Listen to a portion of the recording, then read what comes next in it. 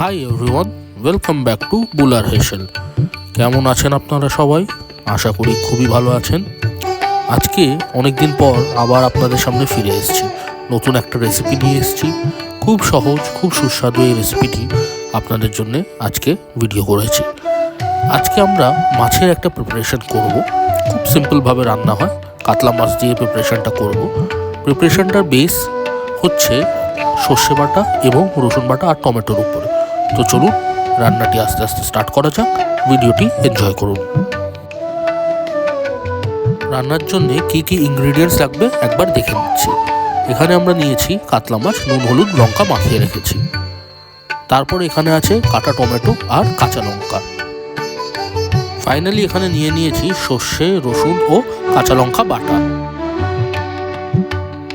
প্রথমে কড়াইতে তেল গরম করে তাতে নুন হলুদ শুকনো লঙ্কা মাখিয়ে রাখা যে মাছগুলো আছে সেগুলোকে অল্প অল্প ভেজে নেব, খুব একটা কড়া করে ভাজবো না।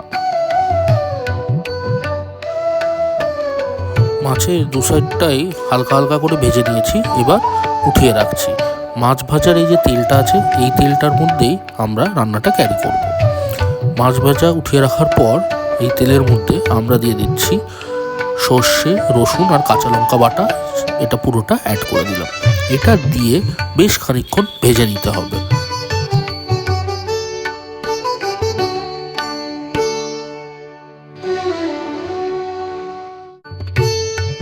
সর্ষে, রসুন, লঙ্কা বাটাটা মোটামুটি 5 মিনিট তেলে ফ্রাই করে নিয়েছি। এবার এর মধ্যে আমরা কেটে রাখা টমেটোগুলো অ্যাড করে দিলাম। টমেটো দেওয়ার পরপরই আমরা দিয়ে দেব স্বাদ অনুসারে নুন আর অল্প একটু হলুদ দিয়ে আবার খানিকক্ষণ কষাবো।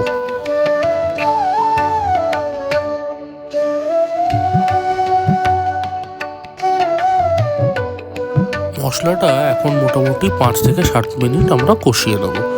মশলাটা যতক্ষণ কষছে আমাদের দর্শকদের কাছে আমরা জেনে নিই, সামনে তো শীত পড়ছে, অলরেডি শীত চলে এসছে। তো এই শীতে আপনারা কোন কোন রেসিপি দেখতে চান আমাদের জানাবেন কমেন্ট সেকশনে, তাহলে আমরা সেইভাবে পিঠে পায়েস এগুলো বানাবো। মশলার জলটা অনেকটা ড্রাই হয়ে গেছে। এবার আমরা এর মধ্যে অ্যাড করে দেবো ফুটিয়ে রাখা গরম জল। গরম জলটা আমরা চায়ের কাপের 2 কাপ মতন দিয়েছি। গরম জলটা ফুটতে শুরু করলে দেন আমরা মাছগুলো অ্যাড করব। এখন প্রথমে জলটাকে ভালোভাবে ফোটাবো। ঝোলটা ফুটে গেছে, এবার ভেজে রাখা মাছগুলো এক এক করে অ্যাড করে দিলাম। মাছগুলো অ্যাড করে আবার বেশ খানিকক্ষণ আমরা এটাকে জাল দেব।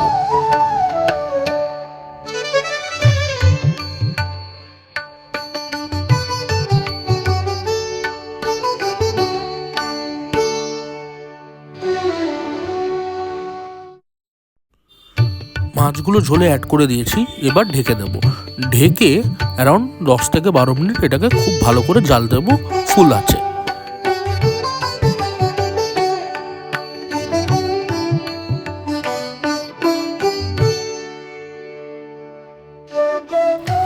ঢেকে জাল দেওয়ার 10-15 মিনিট পর ঢাকনাটা খুলে দিলাম এবং দিয়ে দিলাম গোটা 4 কাঁচা লঙ্কা চিড়ে।